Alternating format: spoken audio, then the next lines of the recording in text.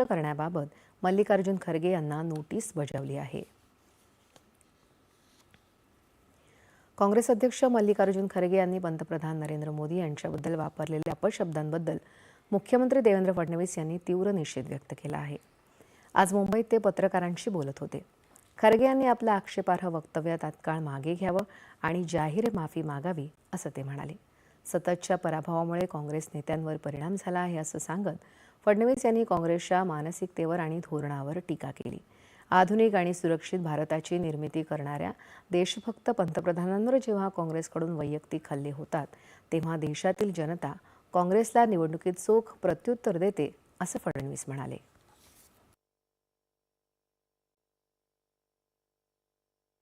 काँग्रेसची नीतीच राहिली आहे।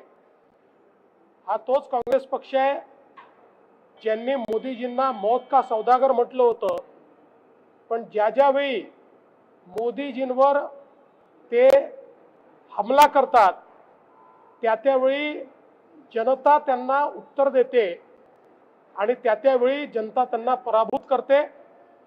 देशाच्या पंतप्रधानांबद्दल त्यांनी केलेलं वक्तव्य याचा आम्ही निषेध करतो।